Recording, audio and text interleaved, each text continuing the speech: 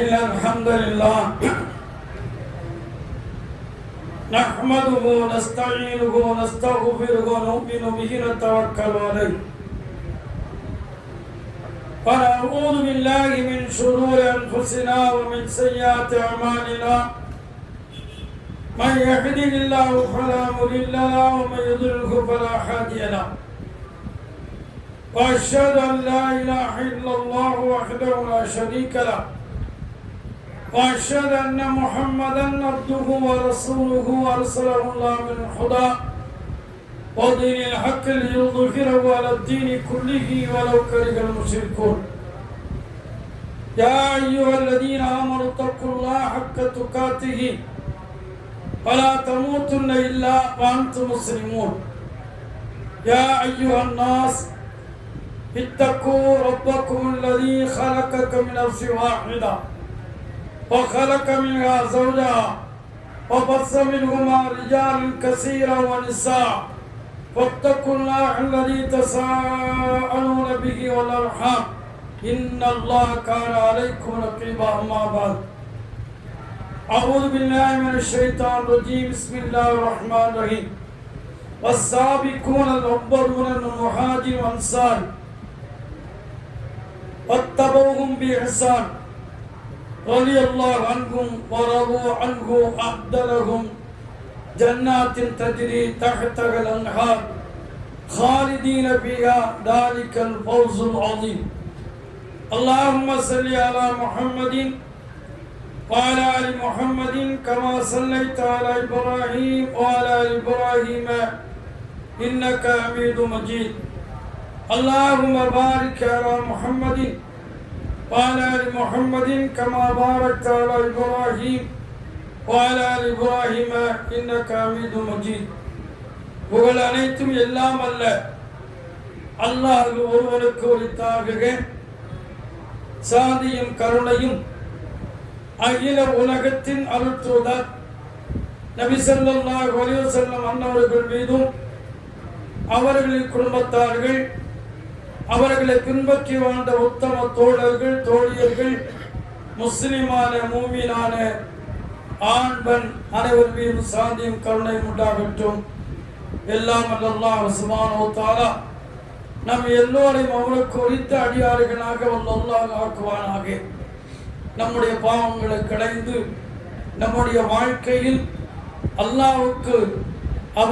அல்லாஹ்வுக்கு திருப்திகரமான வாழ்க்கை நம்முடைய வாழ்க்கையில் அமைய வேண்டும். அல்லாஹ் நம்முடைய அமல்களை ஏற்றுக்கொள்ள வேண்டும். அத்தகைய சிறந்த உள்ளத்தை அல்லாஹ் சுப்ஹானஹு வ தஆலா எனக்கும் உங்களுக்கும் தருவானாக. அன்பிற்குரியவர்களே, அல்லாஹ் சுப்ஹானஹு வ தஆலா நபி ஸல்லல்லாஹு அலைஹி வஸல்லம் அவர்களை அனுப்பி ஏகத்துவ பிரச்சாரத்தை அவர்கள் முன்னெடுத்து பிரச்சாரம் செய்தார்கள். பிரச்சாரத்தினுடைய தாக்கம் விரல் வெட்டி எண்ணக்கூடிய சஹாபாக்கள் அவர்கள்தான் அதை ஏற்றுக்கொண்டார்கள். மக்கத்து குறைஷி பெரும்பாலோர் அதை நிராகரித்தார் என்பது வரலாறு. இந்த காலகட்டத்தில் நபி ஸல்லல்லாஹு அலைஹி வஸல்லம் அவர்கள் அதாவது ரகசியமாக ஒருவர் பின் ஒருவராக இஸ்லாத்தை மக்களுக்கு எடுத்து சொன்னார்கள். அதிகமானோர் மக்கள் ஏற்றுக்கொள்ளவில்லை. சுமார் 10 ஆண்டு காலம் அவர்கள் நபித்துவத் 40ஆம் வயசு கிடைத்தது. 10 ஆண்டு காலம் பிரச்சாரம் செய்தார்கள். மிக அதிக அளவில் தாக்கம் ஏற்படவில்லை. அதிகமான சஹாபாக்களுக்கு கடுமையான எதிர்ப்பும் அதிகமாக இருந்தது. சித்திரவதைக்கு ஆளாக்கப்பட்டார் என்பதெல்லாம் வரலாறு. உதாரணமாக பிலால் ரலியல்லாஹு அவர்களை பற்றி நீங்கள்லாம் நன்றாக கேட்டிருக்கிறீங்க. அதாவது கழுத்தில் சங்கிலியை மாட்டி சங்கிலியை சிறுவர் கையில் கொடுத்து அதாவது வீதி வழியாக மலைகளில் அவங்க இழுத்து சென்று அந்த அளவுக்கு சித்திரை செய்தாங்க. எதற்கு தெரியுமா? இஸ்லாத்தை ஏற்றுக்கொண்ட ஒரே காரணத்திற்காக மட்டும்தான், வேறு எந்த ஒரு காரணம் அல்ல.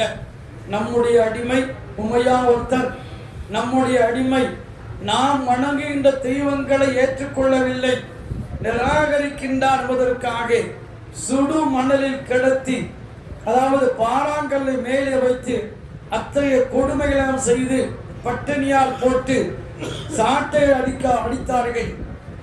ஆனால் எல்லா சமயங்களிலும் கூட பிலால் அவர்கள் வலி, எனக்கு வலி இருக்கிறது, நீங்கள் அடிக்காதீர்கள், நான் வலியால் கஷ்டப்படுகிறேன், எனக்கு வேதனையாக இருக்க சொல்லல, அகது அகது அல்லாஹ் ஒருவன் என்ற ஒரு வார்த்தையை தவிர அவங்க வார்த்தையில எதுவுமே வெளி வரல, வாயில் வரல.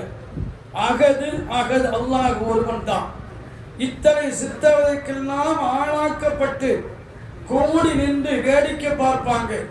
பிலாலே, நீ வணங்கக்கூடிய தெய்வங்களை நாங்கள் வணங்கும் தெய்வங்களை லாத்து உஸ்ஸா மனாத்து என்று சொல்லிவிடு, உள்ளம் ஒன்றாகத்தான் கூட நீ சொல்லிவிடு, உனக்கு சித்தவை எல்லாம் நீங்கிவிடும் சொன்னவுடன் கூட அப்பொழுதும் கூட அகது அகது என்ற வார்த்தை சொல்லவில்லை. அவங்க மட்டுமல்ல, அம்மார் ரலியல்லாஹு அவங்க, கப்பாப் ரலியல்லாஹு அவங்க, சுமையார் ரலியல்லாஹு அன்ஹா மற்றும் எங்க யாசிர் அவங்க எல்லாம் என்ன செய்றாங்க, கடுமையாக இஸ்லாத்தை ஏற்றுக்கொண்ட ஒரே காலத்திற்காக சித்திரவதைக்கு ஆளாக்கப்பட்டாங்க. அந்த அளவுக்கு இஸ்லாத்தில் மிக பிடிப்பு உறுதியாக இருந்தவங்க நபித்தோழர்கள் தான். வேறு யாருமே நிச்சயமா இருக்க முடியாது, யாரும் இந்த அளவுக்கு வாழ்ந்து காட்டவும் முடியாது.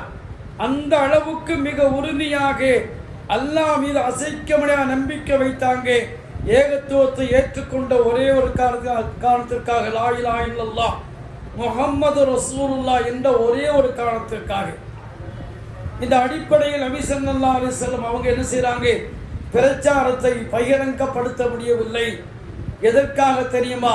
இங்கிருந்து கொஞ்சம் பேர் எங்க அனுப்புறாங்க, அபிசீனியாவுக்கு அனுப்புறாங்க. நீங்க அங்க போய் பிழைச்சிக்கிடுங்க, கடுமையான கஷ்டம், சித்திரவதை பண்றாங்க, நீங்க அங்க போங்கன்னு அனுப்புறாங்க.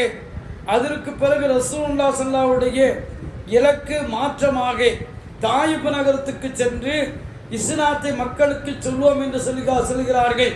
அங்கு பலத்த எதிர்ப்பு, கடுமையான அடி உதை, கல்லால் அடிக்கிறார்கள், ரத்தம் வந்து கொண்டிருக்கிறது. கிட்டத்தட்ட 3-4 கிலோமீட்டர் துரத்தி அடிக்கிறாங்க. யார? ரசூலுல்லாஹ் அவர்களை. அப்பவும் கூட அதற்கு பிறகு ரசூலுல்லாஹ் அவங்க யுக்தியை மாற்றுறாங்க. அது எப்படி? ஹஜ்ஜுக்கு வரக்கூடிய மக்களை கூடாரம் சென்று இஸ்லாத்தை அழைக்க வேண்டும் என்ற அடிப்படையில் இஸ்லாத்தை மக்களுக்கு சொல்லுகின்ற பொழுது நிராகரிக்கிறார்கள் அவர்களும். கடைசியாக நடுநிசி 11-12 மணிக்கு மேலாக, அதாவது துல்ஹஜ் மாதம் 12ஆம் நாள், துல்ஹஜ் மாதம் 12ஆம் நாள் மினாவிலே ரசூலுல்லாஹ் அவர்கள் சில இளைஞர்களை சந்திக்கிறார்கள். அவங்க தான் மதீனாவை சார்ந்த ஹஸரத் குடும்பத்தை சார்ந்தவங்க. 6 இளைஞர்கள், இளைய சமுதாயம் தான் இஸ்லாத்தை சுமந்தது. அவர்கள் தான் இஸ்லாத்தை வளர்த்தார்கள், இஸ்லாத்தை கொண்டு சென்ற அவர்கள் தான், இளைய சமுதாயம் தான் பொறுப்பேற்றுக் கொண்டது. அந்த அடிப்படையிலே ரசூலுல்லாஹ் வாராங்க, கூடாரத்துக்கு வாராங்க, மினாவில் தங்கி இருக்கிறாங்க. அவங்க அது சொல்றாங்க, ரசூலுல்லாஹ் தன்னை பற்றி சொல்றாங்க, நீங்க யாருன்னு கேட்கிறாங்க. நாங்க மதீனாவை சார்ந்தவங்க, ஹஸரத் குடும்பத்தை சார்ந்தவங்க சொல்லும்போது ரசூலுல்லாஹ் சொல்றாங்க, யூதரோடு கூட்டணி வச்சவங்க நீங்க தானே அப்படிங்கிறாங்க. ஆமா நாங்க தான் அப்படிங்கிறாங்க. இப்போ ரசூலுல்லாஹ் சொல்றாங்க, நான் அல்லாஹ்வின் தூதரா வந்திருக்கிறேன், என் பேச்சை நீங்க கேட்பீங்களா அப்படி கேட்கிறாங்க. சரி சொல்லுங்கன்னு சொல்றாங்க. ரசூலுல்லாஹ் சொல்றாங்க, அல்லாஹ்வை புகழ்றாங்க, குர்ஆனை ஓதி காட்டுறாங்க, நான் அல்லாஹ்வுடைய தூதரா வந்திருக்கிறேன், நீங்க என்னை ஏற்றுக்கொள்ள சொல்றாங்க. இப்படி பார்க்கும்போது அவங்களுடைய உள்ள சிந்தனை ஏற்படுது. அதாவது யூதர்கள் இறுதியாக ஒரு நபி வருவாரு, அந்த நபியின் மூலமாக உங்களை நாங்கள் வீழ்த்துவோம் என்று சொன்னாங்களையா, அந்த சிந்தனை வருது. உண்மையிலேயே இவங்க தான் அல்லாஹ்வுடைய தூதர் சொல்லி என்ன செய்யறாங்க, அந்த இடத்திலே அவங்க கூடி பேசுறாங்க, நாம் இவர்களை ஏற்றுக்கொள்வோம், இவர்கள் மூலமாக காலங்காலமாக நம்முடைய குடும்பத்தால் சண்டை போட்டுக்கிட்டு இருக்கிறாங்க, நாம் ஒற்றுமையா வருவோம் சொல்லி அந்த இடத்திலே ரசூலுல்லாஹ் ஸல்லல்லாஹு அலைஹி வஸல்லம் குர்ஆன் வசனங்களை ஓதி காட்டிய பிறகு, தூதரா வந்திருக்கேன்னு சொன்ன பிறகு அவர்கள் உடனே ஏற்றுக்கொண்டாங்க. அந்த ஹஸ்ரத் குலை சார்ந்தவங்க 6 சஹாபாக்கள் இளைஞர்கள். அந்த இளைஞர்கள் ரசூல் நாட்டை போய் எங்க போறாங்க? மக்கா மதீனா நகருக்கு போய் இஸ்லாமிய பிரச்சாரம் செய்கிறாங்க. மக்கள் எல்லாம் பரபரப்பா பேசுறாங்க. அதுக்கு பிறகு 12ஆம் ஆண்டு, ஒரு வருடம் கழித்து 12 பேர் வராங்க. முந்தினவர் 5 பேர், புதிதாக 7 பேர். அந்த 12 நபர்களும் ரசூல்லா சந்திக்கிறாங்க. அதே நடுநிசி. ஏன்னு சொன்னா பகல்ல செல்ல முடியாது, அடி உதை கிடைக்கும், இவங்களே அடிப்பாங்க என்பது ரசூல்லா என்ன செய்யறாங்க, இரவுல சொல்றாங்க. பாருங்க ரசூலுல்லா அவங்க ஏற்றுக்கொள்றாங்க. எப்படி? அல்லாஹ்வுக்கு இணை வைக்கவே கூடாது. அல்லாஹ்வுக்கு படைத்தவனுக்கு நான் துஷ்ரிக் பி ஷையா, அல்லாஹ்வுக்கு இணை வைக்காதீங்க, திருடாதீங்க, உபச்சாரம் செய்யாதீங்க, குழந்தைகளை கொல்லாதீங்க, அவதூறு செய்ய சொல்லாதீங்க. இதுதான் ரசூலுல்லாஹ் சொன்ன வார்த்தை. ஏற்றுக்கொண்டாங்க.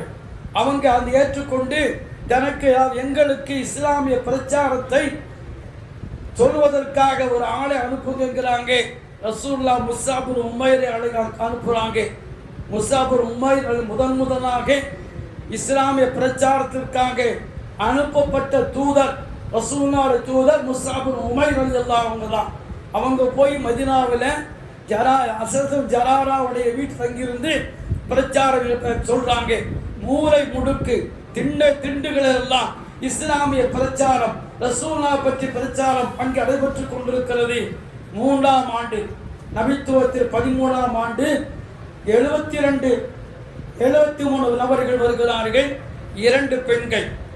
அவங்க வரும்போதே அவங்க சொல்றாங்க, நபி அவர்கள் மக்களால் புறக்கணிக்கப்பட்டு அடித்து விரட்டப்பட்டு மக்காவுடைய மலைப்பகுதிகளில் சுற்றி தெரிந்து கொண்டிருந்த ரசூலுல்லாஹ் அவர்களை நான் எப்படி விட்டு விடுவது, எந்த அளவுக்கு விட்டு விடுவது என்ற ஒரு சிந்தனை அவங்களுக்கு ஏற்பட்டது.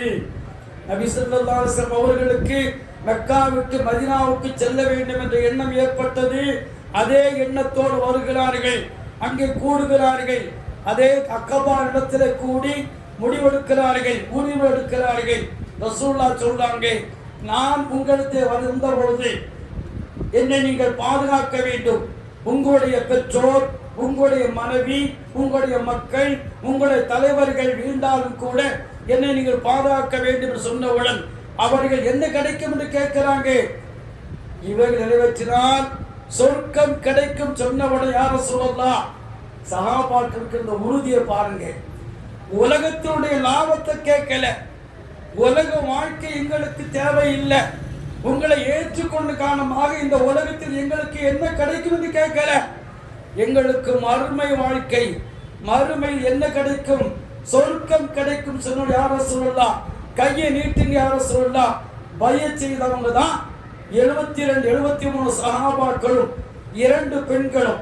அதற்கு பிறகு அவங்க ரசூலுல்லாஹ் ஸல்லல்லாஹு அலைஹி வஸல்லம் அவங்க மதீனா நோக்கி செல்கிறாங்க. அதற்கு முன்னாலேயே ரசூலுல்லாஹ் ஸல்லல்லாஹு அலைஹி வஸல்லம் நீங்கள் மதீனாவுக்கு புறப்பட்டு செல்லுங்கள், அணி அணியாக கூட்டமாக வீடை இழந்தார்கள், வீடு சொத்து சுகம் எல்லாத்தையும் இழந்தார்கள். அகதிகளாக மதீனாவை நோக்கி படையெடுத்து சென்றார்கள். எதுக்கு தெரியுமா? ஈமானை பாதுகாப்பதற்கு மாத்திரம்தான். அல்லாஹ்வை ஏற்றுக்கொண்ட ஒரே காரணம், அந்த ஈமானை பாதுகாப்பதற்காக நபித்தோழர்கள் வீடை இழந்தார்கள், சொத்தை இழந்தார்கள், இந்த பிறந்த நாட்டை இழந்தார்கள், அகதிகளாக சென்றார்கள். அவர்கள் அன்சாரிகள் அவர்களுக்கு இருக்க வீடு கொடுத்தாங்க, சொத்து கொடுத்தாங்க, மனைவியை தலாக் கொடுத்து நீங்க விகாசை சொன்னாங்க. இப்படி உதவி செய்தவங்க உலகத்திலே வேறு யாருமே இருக்க முடியாது.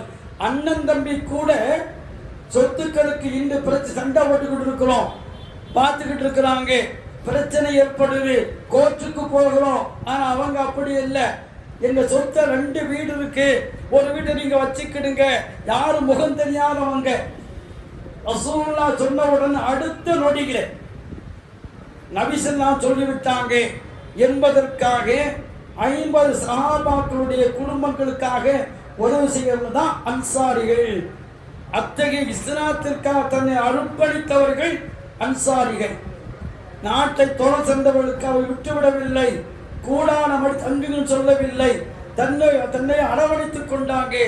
அண்ணன் தம்பிகளாக அவர்களுக்கு எல்லாவற்றையும் அள்ளி கொடுத்தவங்க அன்சாரி தோழர்கள்.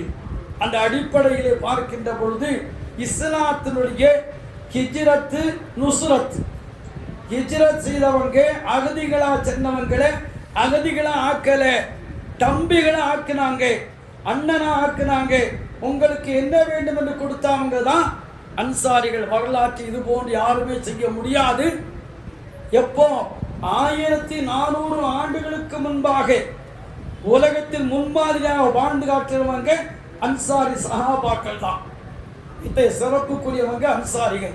அந்த அடிப்படையிலே நபி ஸல்லல்லாஹு அலைஹி வஸல்லம் அவங்க புறப்பட்டு போறாங்க. புறப்பட்டு போறதுக்கு முன்னால ரசூலுல்லாஹ் ஸல்லல்லாஹு அலைஹி வஸல்லம் அவங்கள என்ன செய்யறாங்க, அதாவது மக்கத்து குறைஷி தலைவர்கள் தாருன் நதுவா என்ற சமுதாய கூடத்தில் வாலிம் என்று சொல்றாங்க. சமுதாய கூடத்தில் கூடுறாங்க.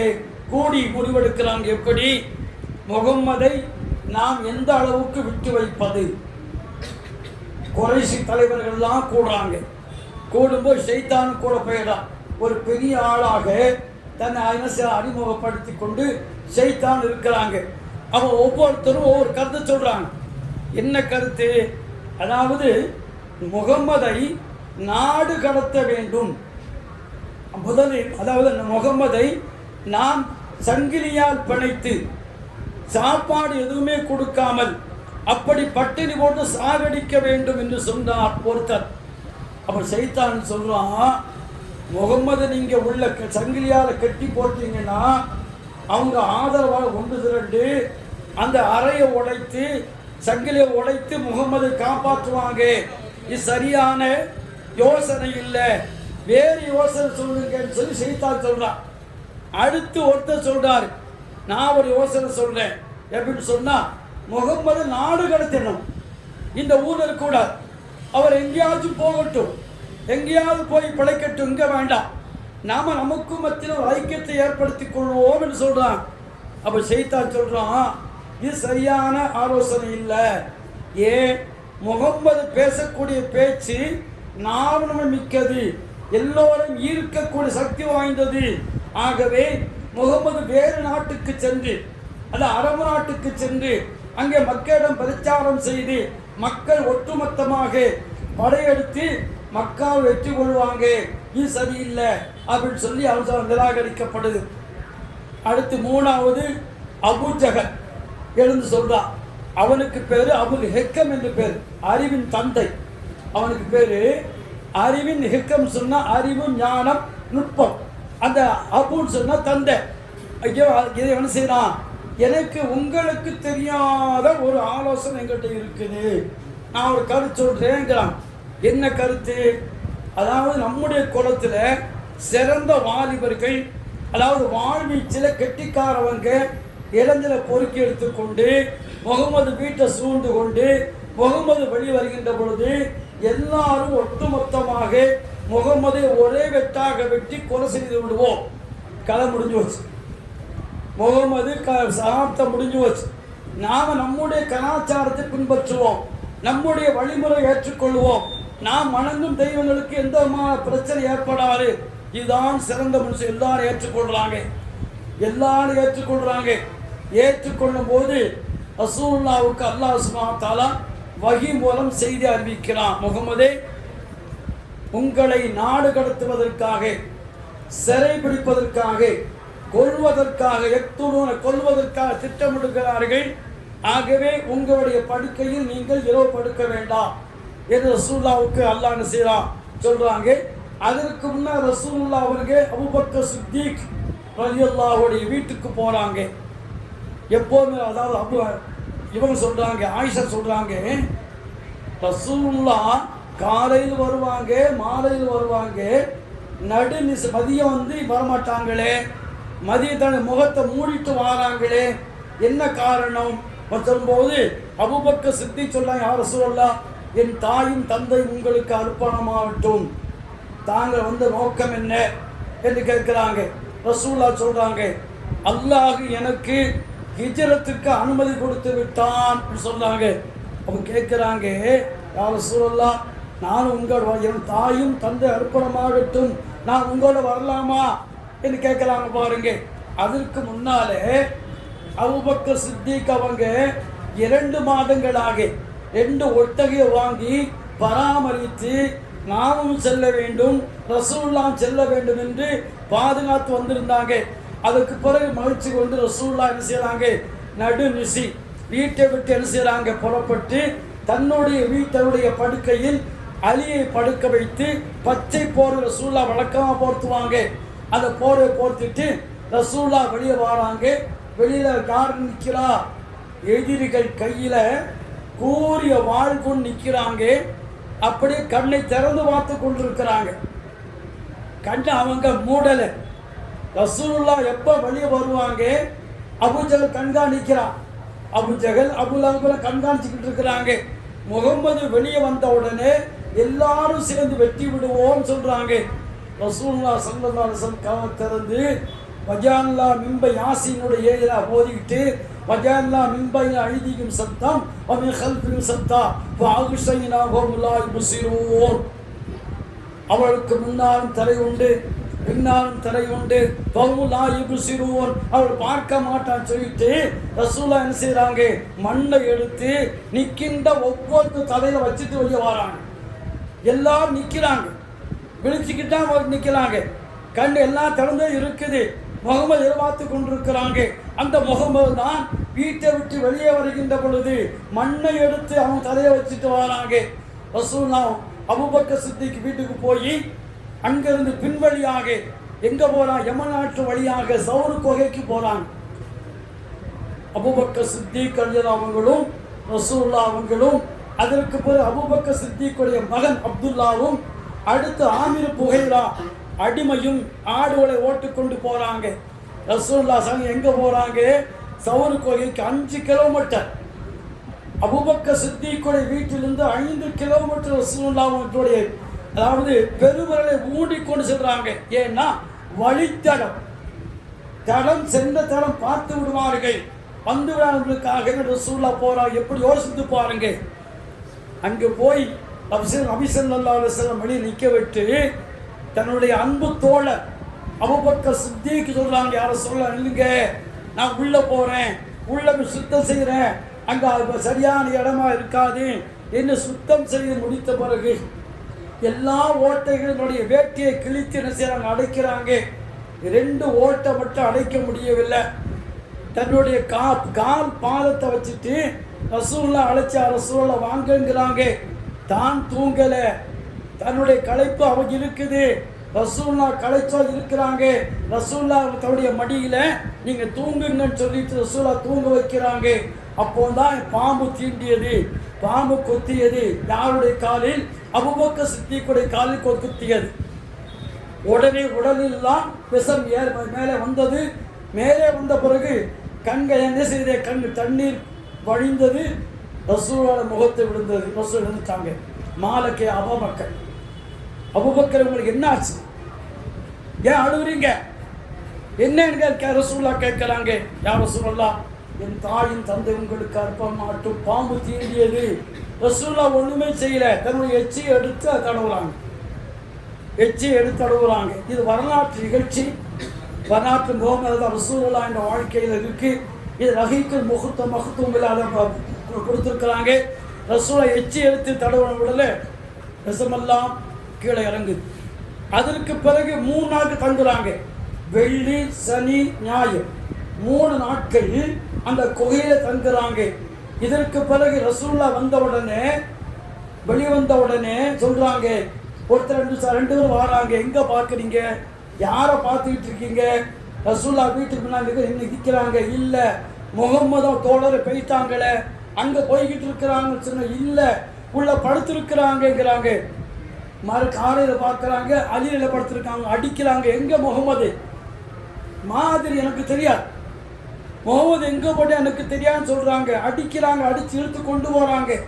அதற்கு பிறகு குறைஷிகள்லாம் ஒன்று கூடி மக்கமா நகர் சீல் வைக்கிறாங்க.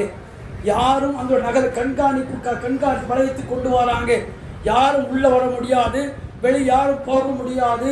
என்று சொல்லி, அதாவது முகமது அபூபக்கர் சித்திக்கு இவங்களுடைய தலையை யார் கொண்டு வருகிறார்களோ, ஒன்று உயிரோடு அல்லது மௌத்தாக மரணத்தை கொண்டு அவர்களுக்கு 100 ஒட்டகை பரிசா அளிக்கப்படும் என்று தண்டோரா கட்டப்படும் அறிவிப்பு செய்யப்படுகிறது. அதாவது நபி அவங்க குறைஷிகள் போல ஓடுறாங்க. 100 ஒட்டகை கிடைக்குது என்று ஓடுறாங்க. எங்க போறாங்க? சவுரு கோவிக்கு மேல் நிற்கிறாங்க, எதிர்பார்த்துக்கிட்டு இருக்கிறாங்க, சுற்றி பார்க்குறாங்க. முகமது அபூபக்கர் போய்கிட்டு இருக்கிறாங்களான்னு பார்க்குறாங்க. அப்போ அவங்களுடைய காலை பார்க்குறாங்க. யாரு? அபூபக்கர் சித்திக் பார்க்குறாங்க. யாரை சொல்லலாம்? மேலே பார்த்துக்கிட்டு இருக்கவங்க அவங்க கீழே பார்த்துட்டா நம்மளை தான் பார்க்குவாங்க, நம்மளை கொண்டு போடுவாங்க. ரசூலுல்லாஹ் சொல்றாங்க, தஹசன், கவலைப்படாதீங்க அபூபக்கர், அல்லாஹ் நம்மோடு இருக்கிறான். நாம் இருவர் அல்ல, நம்மோடு அல்லாஹ் இருக்கிறான் என்று அவங்க சொல்றாங்க. பாருங்க, சுப்ஹானல்லாஹ். அல்லாஹ் சுப்ஹானல்லாஹ் அப்படியே மாற்றலாம். அதற்கு பிறகு 3 நாட்கள் அவருடைய மகன் காலையில் எழுந்து நகரத்துக்கு வந்து மக்கள் என்ன பேசிக்கொள்றான்னு சொல்லி அதை சொல்றான் போது அந்த வழித்தடத்தை ஆமிபுர் புகைரா என்ற அடிமை ஆடுகளை ஓட்டி கொண்டு அழித்து விடுகிறார். இப்படி 3 தினங்கள் கழித்து ரபீல் அவல் பிறை 1 திங்கட்கிழமை காலையில் ரசூலுல்லாஹ் சொன்னாங்க, அபூபக்கரே நாம் புறப்படலாமா, நேரம் ஆயிடுச்சே அப்படின்னு சொல்றாங்க. அப்பந்தான் ரபீல் அவல் பிறை 1 புறப்பட்டு ரசூலுல்லாஹ் ஸல்லல்லாஹு அலைஹி வஸல்லம் எங்க போறாங்க? மதீனா நோக்கி செல்கிறாங்க. 2 ஒட்டகை அப்துல்லா உரைக்கு என்ற ஒரு முஸ்லீம் அல்லாதவர் வழிகாட்டுகிறார். 2 ஒட்டகை கொண்டு வந்து வழிகாட்டுகிறார். வழிகாட்டும் போது அதாவது நேரடியாக சென்றால் பிடித்து விடுவாங்க. அதுக்காக வேண்டி மேற்கு கிழக்கு கடற்கரை ஓரம் இப்படியாக எங்க போறாங்க, கொண்டு போறாங்க. கிட்டத்தட்ட 500 கிலோமீட்டர் மேலாக நபி ஸல்லல்லாஹு அலைஹி வஸல்லம் அவங்க அந்த உறுதுணையாக இருந்தவங்க அபூபக்கர் சித்திக் அவங்க தான். அபூபக்கர் சித்திக்குடைய பேரு அப்துல்லா என்பது பெயர். அபூபக்கர் என்று அவங்களுக்கு பேர் வந்தது. சித்திக் என்பது அவங்களுக்கு உண்மையாளர். எதற்கு உண்மையாளர்? ரசூலுல்லாஹ் மேராஜுக்கு போனாங்க, எல்லாரும் ஏற்க மறுத்துட்டாங்க. ரசூலுல்லாஹ்வுக்கு மேராஜுக்கு போனாங்களா, இங்கிருந்து பலஸ்தீன் நாட்டுக்கு போறாங்களா, ஆயிரக்கணக்கான கிலோமீட்டர் தூரமா இருக்குதே, அது எப்படி படத்திருந்த பேருக்கு போக முடியும் என்று படைச்ச அபூஜஹல் எல்லாம் சொல்றான். முகமது பொய் சொல்லுகிறாரு, பொய் சொல்ல ஏமாற்றுகிறாரு, நகரம் எங்கும் பேசிக்கொள்றாங்க. முகமது ரசூலுல்லாஹ் அவங்க மேராஜுக்கு போனதை கண்ட காட்சியை சொன்னதை யாரும் ஏற்றுக்கொள்ளவில்லை, ஏமாற்றுகிறார், பொய் சொல்லுகிறார். இந்த செய்தி யாருக்கு வருகிறது? அபூபக்கர் சித்திக் வருகிறது. நேராக ரசூலுல்லாஹ் பார்த்து கேட்கிறாங்க, நீங்க உண்மையைத்தான் சொன்னீங்க, நீங்க அல்லாஹ்வுடைய தூதர் சொல்லுவாங்க தான் சித்திக் என்று பேர் வந்தது. அவங்களுடைய தாயார் பேர் உம்முல் கைர் சல்மா, அவங்களுடைய தந்தை பேர் அபு குஹாபா உஸ்மான் என்ற அபு குஹாபா. அதற்கு பிறகு இஸ்லாத்திற்காக தன்னை அர்ப்பணித்தவங்க. ரசூலுல்லாஹ் சொல்றாங்க, உடலாலும் பொருளாலும் இஸ்லாத்திற்கு தன்னை அர்ப்பணித்த அபூபக்கர் அவங்க தான். நான் யாருக்கெல்லாம் எமக்கு உதவி செய்தாங்களோ அவங்களுக்கெல்லாம் கொடுத்துட்டேன், அதிகமாக கொடுத்துட்டேன். அபூபக்கர் அவங்களுக்கு அல்லாஹ் மறுமையில் கொடுப்பான். ரசூலுல்லாஹ் அவங்களுக்கு வாழ்த்து ஒன்று முடிச்சுக்கிறேன். ரசூலுல்லாஹ் ஸல்லல்லாஹு அலைஹி வஸல்லம் அவங்க கடைசி தருவார், இறப்பதற்கு முன்னால் வெள்ளிக்கிழமை ஜும்மாவில் அவங்க பயான் செய்கிறாங்க. என்ன பயான்? இம்மை மறுமை வாழ்க்கை ஒரு அடியாருக்கு அல்லாஹ் அளித்திருக்கிறான். இம்மையா அல்லது மறுமையா? இந்த அடியான் மறுமையை தேர்ந்தெடுத்துக் கொண்டார். சொன்னவுடன் சஹாபாக்கள்லாம் உட்கார்ந்து இருக்கிறாங்க, கேட்டுக்கிட்டு இருக்கிறாங்க. அபூபக்கர் சித்திக் அழுகிறாங்க. அப்ப கேட்கிறாங்க, இந்த பெரியாள் என்னாச்சு, கவனம் தெரியும் அழுதுகிட்டு இருக்கிறாரு. ரசூலுல்லாஹ் என்ன செய்தாங்க? இந்த உண்மையா மறுமையாக தான் சொன்னாங்க. அவங்க மறுமையை தந்து கொண்ட அவ்வளவுதானே, இதற்கு அழ வேண்டிய அவசியம் என்ன இருக்கு? அவங்களுக்கு தெரியல. நபி ஸல்லல்லாஹு அலைஹி வஸல்லம் நம்மை விட்டு சென்று விடுவார்களே, மறுமை ஏற்றுக்கொண்டார்களே, இம்மையை விரும்பவில்லையே, அப்ப ரசூலுல்லாஹ்வுடைய காலம் சீக்கிரமாக வெற்றி வரையில் சென்று விடுமே என்று தன் அன்பு தோழர் தன் அருமை தோழர் பிரியமானவர் அவங்க சொன்ன ஒரு தேம்பி தேம்பி அழுகுறாங்க. என் தாயும் தந்தை உங்களுக்கு அர்ப்பணமான்னு சொல்றாங்க. அந்த அளவுக்கு அபூபக்கர் சித்தீக் ரலியல்லாஹு அவங்க இஸ்லாத்திற்காக ரசூலுல்லாஹ்வுக்காக தன் சொத்துக்களை எல்லாம் அர்ப்பணித்தவங்க, தியாகங்களை படித்தவங்க. அத்தகைய உணர்வும் அத்தகைய உள்ளத்தை அல்லாஹ் சுப்ஹானஹு வ தஆலா நமக்கும் உங்களுக்கும் தருவானாக.